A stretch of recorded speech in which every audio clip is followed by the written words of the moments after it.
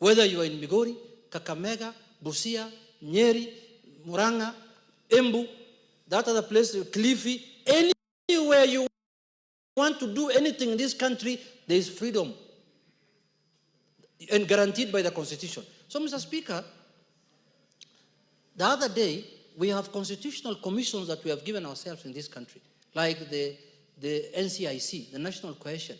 They have summoned the former deputy president. He has refused to appear. He's above the law. He's above the Constitution.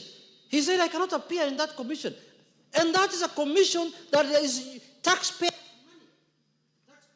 Give him 1 minute to finish. Mr. Speaker, my time is 15, according to the standing orders. 10. Mr. Speaker, Mr. Speaker, Wind up in 2 minutes. NCIC has summoned that suspect, Mr. Speaker. They have told him to appear so that he can answer to the allegations of inciting people against each other. He has refused to appear. Mr. Speaker, is now trying to use human shield. He's trying to use people to commit crime, offenses that can take people to Hague to defend himself, Mr. Speaker.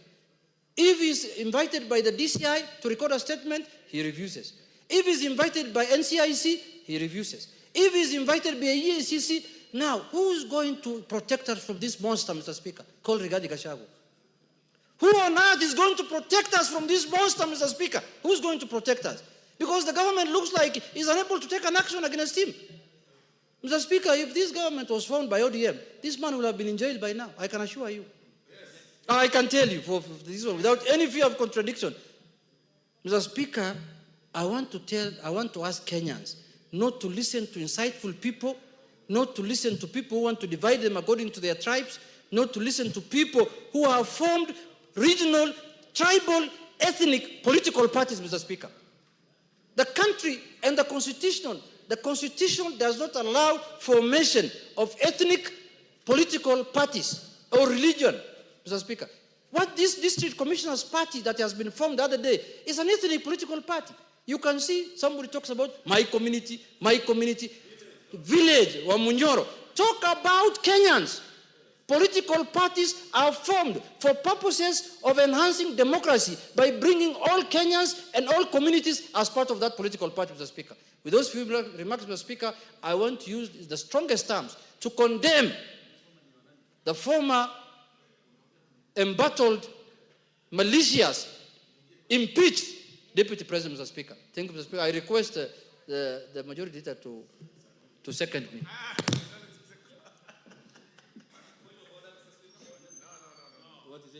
Yes, Gogoyo. What is your point of order? Thank you, Mr. Speaker. I raise understanding order number 35. Mr. Speaker, the House does not have quorum to transact business.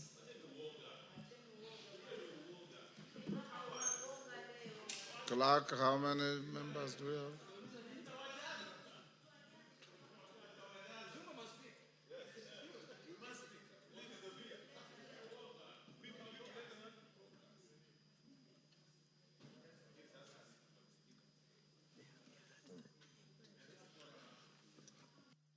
We have 39 members. We need 11 more members.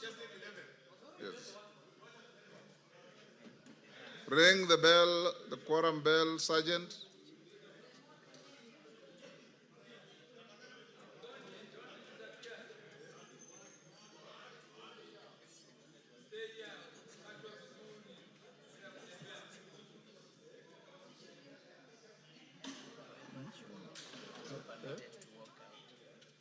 Yes. But we have enough members there, they will come.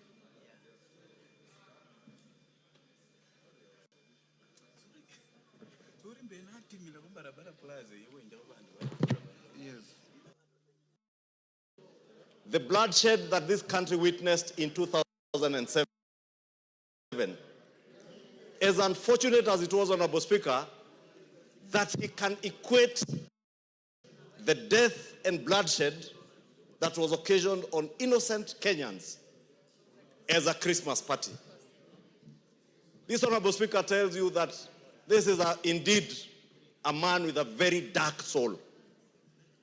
Honorable Speaker, you may have a dark soul and believe in death and celebrate death, the death of innocent people, as if it is a Christmas party, as you say, and anticipate that even after the next elections, there will be more bloodshed, Honorable Speaker.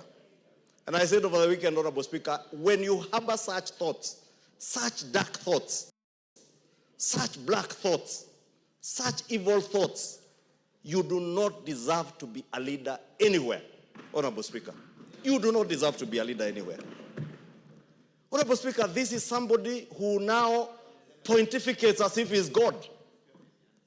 You heard him over the weekend telling artists who sought his help when he was holding high government office to sort out the issues that they have had with their copyright issues with the Skiza tunes.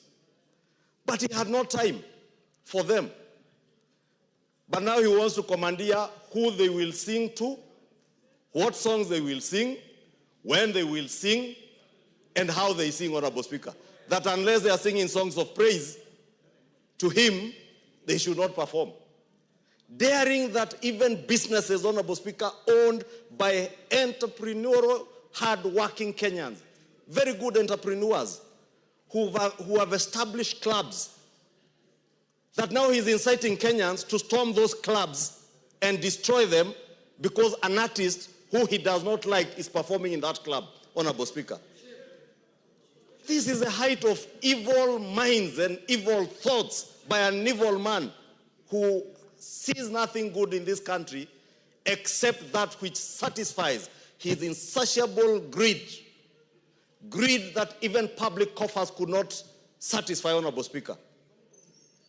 You have seen him admonish other leaders because of empowerment programs that are empowering the same people who we advance a bottom-up transformation, economic transformation agenda, Honorable Speaker, because they are being supported by leaders now who are utilizing resources in the right way. But Honorable Speaker, when you're in high office and you use public resources to acquire private resources, Honorable Speaker, even stealing from your own family. Honorable Speaker, if you find somebody who can steal from a widow and orphans, Honorable Speaker, these are things that were tabled here during the impeachment process.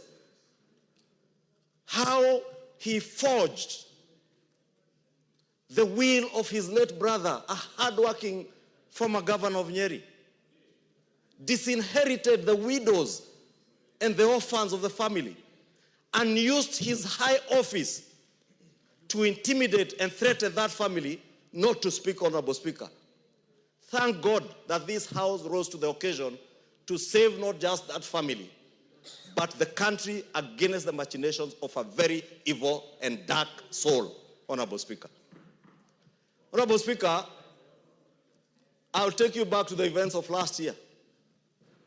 Kenyans will remember on the 25th of June, after what happened, Honorable Speaker, the kind of incitement they saw from the same person, because he believes in bloodshed, that unless people die, he cannot achieve his mission, Honorable Speaker.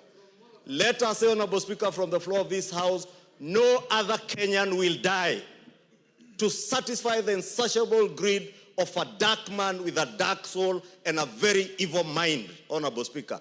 And no Kenyan should ever die for politics. I want to agree with Honorable Junet that when we said that never again, we should never ever again entertain the politics of bloodshed in this country. The last elections, Honorable Speaker, vindicated the Kenyan people that the Kenyan people are a people who believe in one unitary nation. A nation that cannot be divided by the insatiable greed for power and material wealth of one man, Honorable Speaker.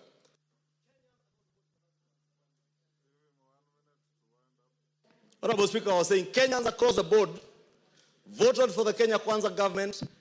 Many Kenyans voted for the Azimio coalition, irrespective of their ethnic background, Honorable Speaker. There were many Kikuyus that voted for Raila Odinga because they wanted a better Kenya. There are many Kikuyus, many Luos who voted for William Ruto because they believed he had an agenda for Kenya, Honorable Speaker. Yet now we see a man who wants to take this country back, not just to the politics of ethnic balkanization and ethnic mobilization, Honorable Speaker, but to the backward thoughts that is only through bloodshed and death that you can achieve what you want, Honorable Speaker. We must, in one accord as a House, not just condemn, but ask the government of the Republic of Kenya, and more so the Inspector of Police. I know he hails from Madera also, but he must apply the law without fear or favor, Honorable Speaker. I saw in the news last night, Honorable Speaker, them saying that the lawyer has written to NCIC. NCIC did not summon a lawyer. They summoned a person who is not above the law. And the law must take its due course. And I want to encourage the NCIC Commission to get the help of the Inspector General of Police to enforce the law as it is. When you are summoned by NCIC, a Constitutional Commission to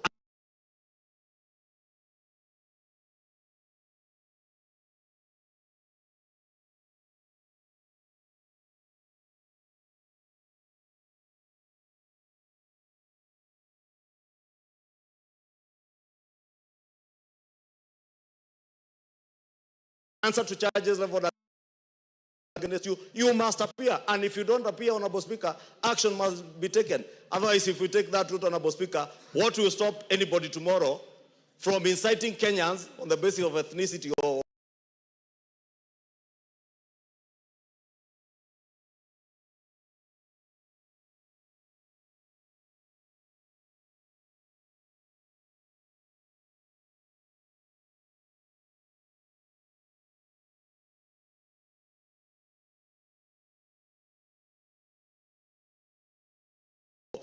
whatever you like, to kill and slaughter each other, Honorable Speaker, with abandon. The law must take its course, and nobody, Honorable Speaker, is above the law. And I want to repeat, nobody is above the law in this country, Honorable Speaker. Whether you are Junet Mohammed, whether you are Kemadi Ishongwa, or whoever you think you are, who the hell do you think you are that you can celebrate the death of Kenyans, calling it a Christmas party? Shame on you. Shame on you that you can describe such unfortunate incidents. And let me finish by telling you, 2027 elections, Kenyans now know you better. Kenyans now can see clearly why this House, with over 300 members, voted to impeach you. Close to 360 members voted to impeach 84 members voted to impeach you. Because these members knew you are a danger, not just to the society and the nation of Kenya, but even a danger to yourself, a danger to your own family. Shame on you.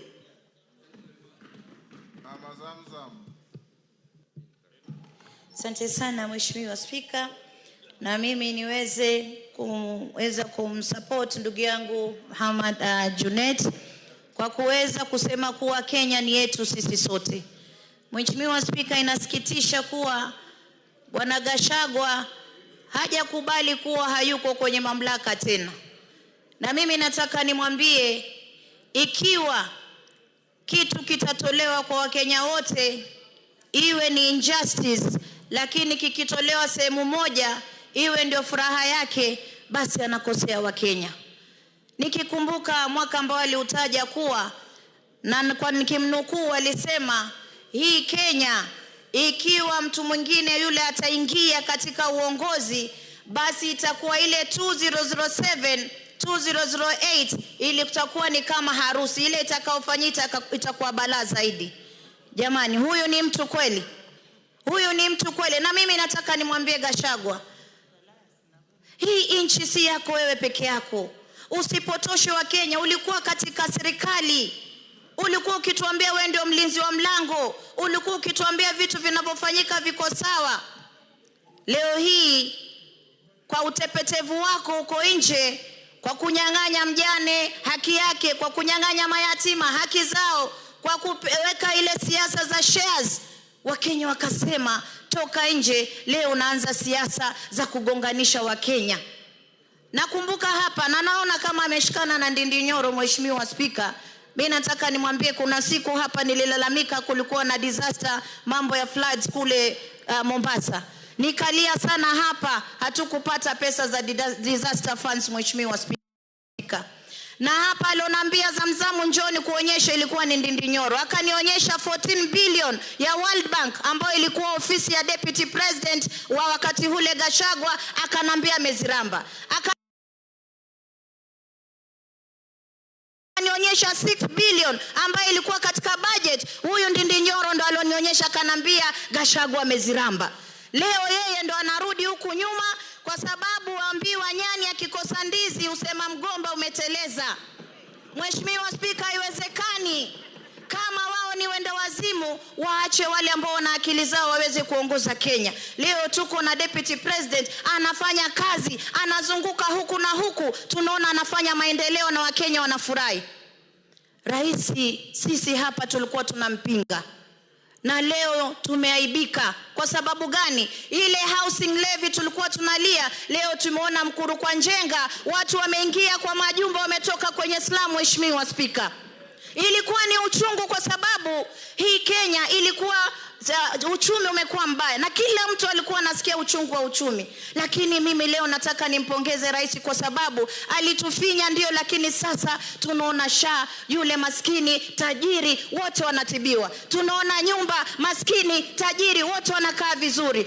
Unga sasa umeshuka bei, mafuta yameshuka bei. Mheshimiwa Spika, rais anaipeleka Kenya vizuri, kwa sababu amepata ile timu ambayo pia ina nguvu, imemuongezea, na sasa yofanya kazi vizuri. Namwambia rais, usimwangalie yule mwendazimu ulomfukuza kule State House. Wewe angalia kazi yako, yule mwendazimu sisi tutadili naye. Na mimi namgoja Mombasa kule, na ananijua. Hawezi kuja kutuchafua kule Mombasa, hatuwezi kubali. Tunataka Kenya ambayo ina amani. Tunataka Kenya ambayo itasonga mbele bila bugdha. Mheshimiwa Gachagua angalie, ajiite mkutano, ajiulize. Wajua yuko kama yule mtoto, Mheshimiwa Spika, ambaye wageni wakija unamficha kwa sababu ataharibu. Yule mpe mic tu kidogo, Mheshimiwa Gachagua ashaharibu kila kitu. Juzi ameenda kuchapa wale walikuwa na msupport ambao ni artist. Leo amewachapa, kesho atafanya mengine na mengine. Kwa hiyo sisi tunasema rais, shika kasi. Sisi tuko ndani ya broad based government na tutakusukuma mbele. Asante sana Mheshimiwa Spika.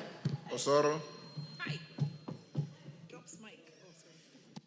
Thank you very much, Honorable Speaker. Honorable Speaker, anytime I listen to the former Deputy President speak, I can't help but wish that there was another way to have him brought back to this house to be impeached again, the second time or even that time, Honorable Speaker.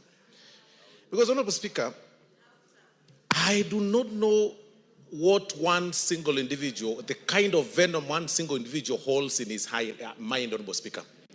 In 2007, that is being referred to by the Honorable Gachagua, Honorable Speaker, I was a university student, I was in the university, Honorable Speaker. But at the time that the skirmishes were happening, Honorable Speaker,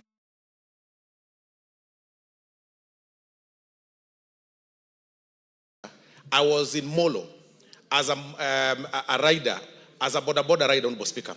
And I remember, Honorable Speaker, being accosted by about 5 people, Honorable Speaker, who wanted me to speak in a certain language, Honorable Speaker, that I didn't understand.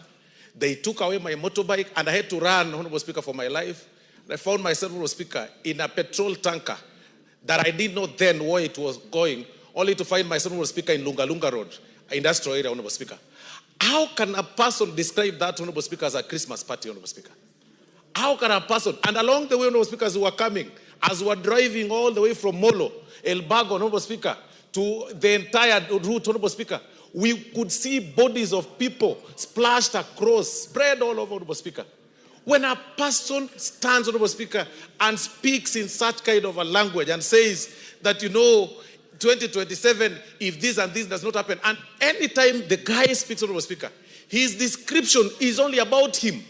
It's issues, it's about him. Honorable Speaker, I think it's about time that we advise him to see a psychiatrist, Honorable Speaker. He needs to see a doctor. He needs to do his mental check, Honorable Speaker. And I think doctors here should refer some very serious psychiatrists, Honorable Speaker, to see to him, Honorable Speaker. Because it's quite unfortunate that anything you speak is about your area. Anything you speak is about your village. Honorable Speaker, that is a disease I refer to, villagitis. That when you wake up, the only place you'll have is one village. When you speak about one area. When you wake up, you speak, even the meetings hall is from one village, Honorable Speaker. How selfish can an individual be? That any person that does not subscribe to your line of thought is an enemy. Your particular line of thought, be it artists who are working hard for themselves, be it politicians who are, engaged in political associations across, those are your enemies. How selfish can one individual be? From your family, from your home, you are selfish. Where you take over everything that belongs to the late brother's family, Honorable Speaker, because taking advantage of the position that you had. Now, in the political scene, you are extremely selfish. That if you see artists visiting a deputy president, a sitting deputy president, a serving deputy president, Honorable Speaker, you take offense and go out there, complain about them, and rant about them. Honorable Speaker, it's about time we call out the NCIC, we call out the National Police Service, we call out the IG for selectively, for being selective on matters law, Honorable Speaker. Because it's about time Wamunyoro be arrested. The Honorable Gachagua should be behind bars for the statements that he made. If those statements, Honorable Speaker, were made in the previous regime, perhaps somebody would be running up and down, Honorable Speaker, with a battalion of lawyers. I think we are too tolerant. I believe even the independent bodies in the Constitution are becoming too tolerant, and they are going to affect this country. I mean, that you are being summoned by a body, a constitutional body, then you refer them through a lawyer, then and tell them, I can't attend, you are this and this. And then when you get, you say it's political persecution, regarding Gachagua, he should be a state guest, Honorable Speaker, latest this weekend. That is a state guest. He should be charged. He should be charged for incitement. He should be charged for, under the NCIC laws, Honorable Speaker. He should be charged, Honorable Speaker, he shouldn't be allowed to run up and down, Honorable Speaker, talking venom and spitting venom and calling everybody all kind of names, Honorable Speaker. These dramas, Honorable Speaker, must come to an end, especially now that we are heading to the election, Honorable Speaker. I beg to support Honorable Junet. Thank you very much.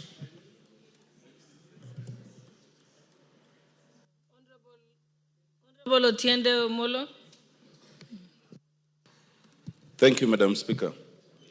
Madam Speaker, I think if any Kenya doubted why we impeached the former deputy president, now they are clear that it was legitimate and proper. For the more he speaks, the more he acts, the more he invites actions for impeachment in any other circumstance. Madam Speaker, it is sad to refer to 2007 and to threaten that we could go back there. In 2007, we came to the brink of the precipice. We came to as great a disaster as we possibly could. And it took the backing down of the Right Honorable Raila Amolo Odinga for us to continue as a state and as a nation. No one should refer to those events.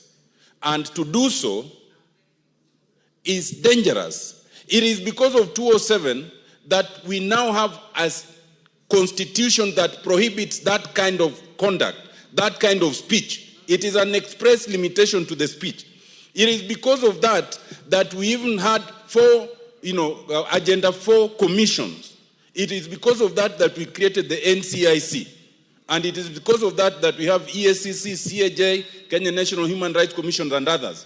Madam Speaker, this is not just about politics. This is about our country. Madam Speaker, it is important to note that we, as a House of Parliament, impeached the Deputy President. Some people do not remember that one of the grounds cited was failure to uphold the dictates of the office under Article 75(2)(c). Under 75(2)(c), once you are removed from office, then Article 75(3) comes automatically into play. And that is to say that you can no longer hold any other state or public office. We did not pronounce ourselves on that because at the time we were focusing on the question of impeachment. I think, Madam Speaker, now, what we should address ourselves to now on this matter brought by Honorable Junet is how do we now invoke Article 75(3) that now pronounces that the Honorable Rigathi Gachagua can no longer hold state or public office. That is when these things will reduce.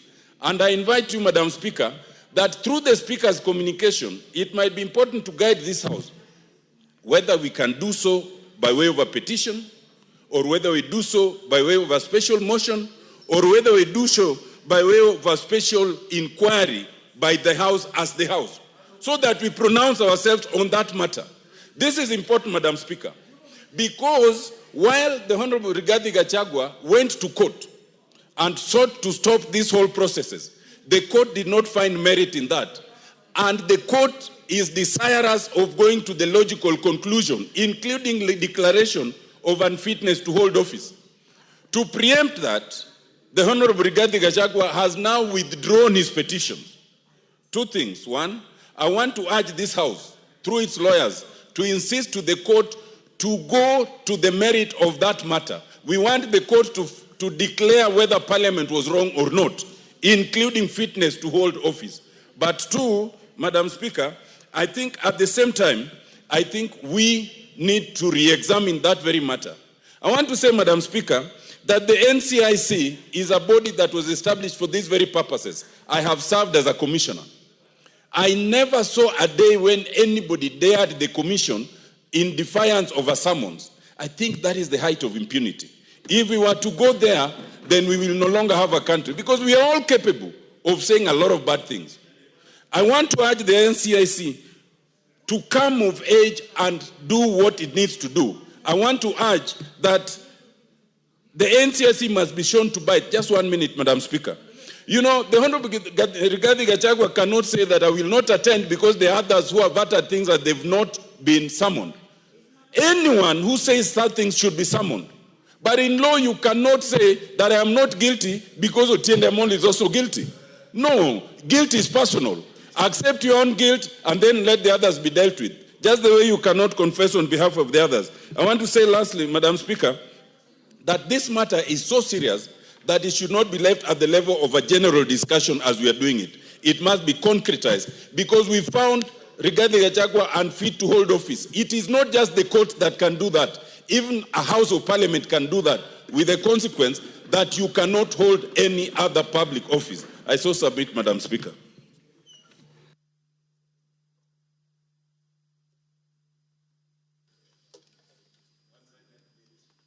Honorable Nyamita.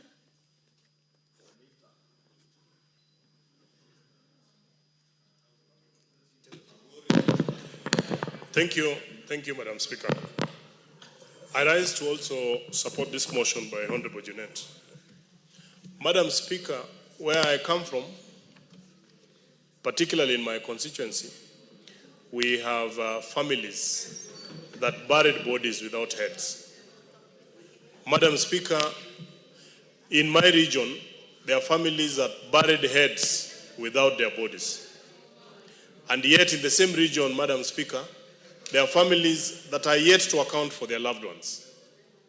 There are people whose children were butchered as they watched in Naivasha. There are people who have not recovered from what happened in 2007. Some had lived in certain regions all their lives, gotten their children, established businesses, and had their life all going very well. But because of the post-election violence, Madam Speaker, of 2007, they have never known home, because even when they went back to their homes, they found they had no land, they had nowhere to settle. Madam Speaker, today we have IDPs who are yet even to be compensated. They have even petitioned this particular House that because of the actions that happened in 2007, they need to be compensated. That hasn't happened. Madam Speaker, in this country, different communities live in different parts of the country. And I actually dare say that the community where the former deputy president comes from, members of his community are all over the country, in different parts of this country. They have established businesses there. They have established families there. They are running their lives from those particular areas. That a leader like that can come and say that whatever happened in 2007, 2008, is like a Christmas party. To imagine that such a leader would want to be elected and that we are going to have many other Christmases with such an individual. I think in this particular house, Madam Speaker, we have never felt vindicated. We feel vindicated that the action we took to impeach the mistake of a deputy president that we had, we feel completely vindicated. Even if we were to rewind time, we would still do the same. Madam Speaker, as if that is not enough, subsequent statements from this very gentleman, like over the last weekend, he is now almost dictating the uniform, even the dress code of the people from his region. He is dictating who you are speaking to. He is going to dictate which church you are going to. He is going to dictate which car you are going to drive. He is going to dictate what food. Madam Speaker, I just want to tell Kenyans that no one should listen to Rigathi Gachagua.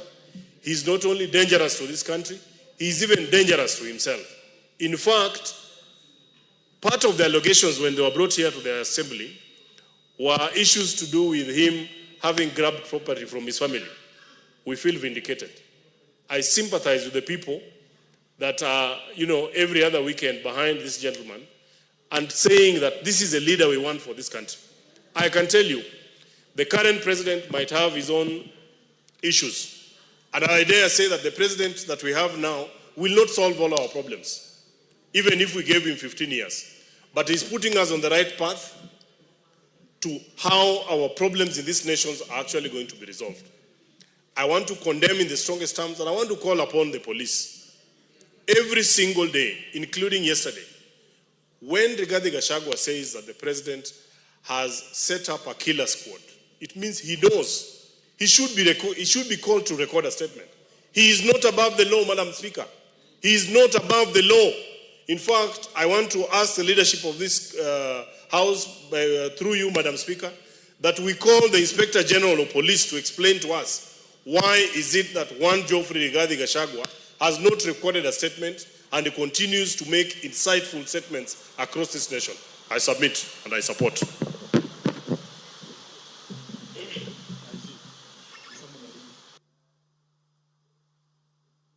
The Honorable Hamed Abdisirat.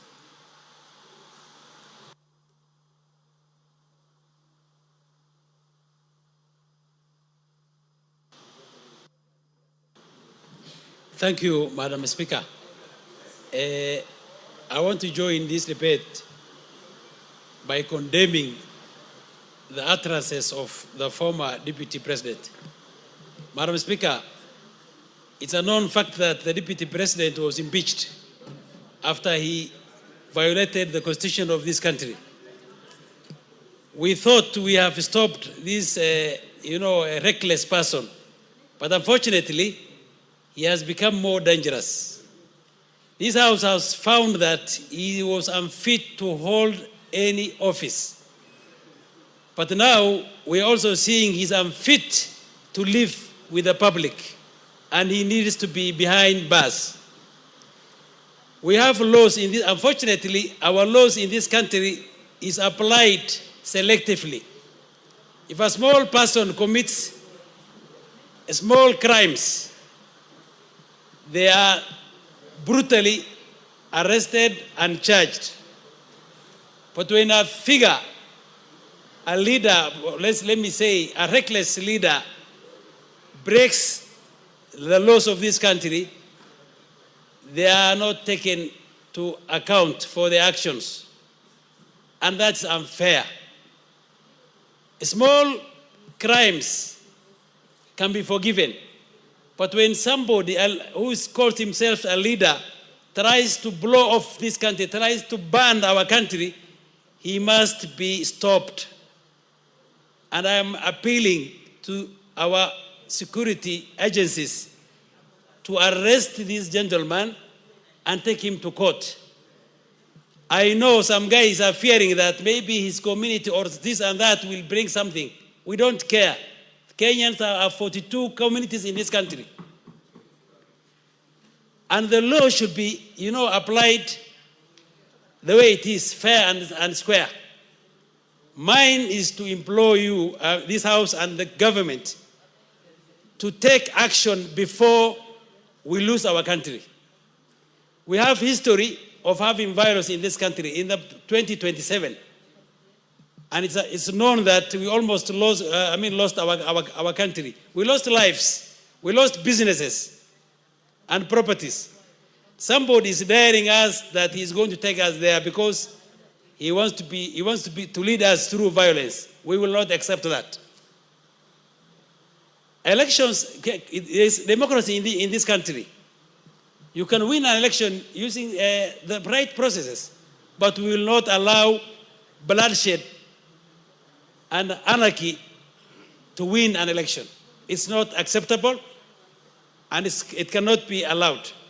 Finally, Madam Speaker, if we allow people to go away with, such heinous crimes, what are we going to, show our youth? We are complaining about Gen Zs and others who are taking laws on their own hands. But when an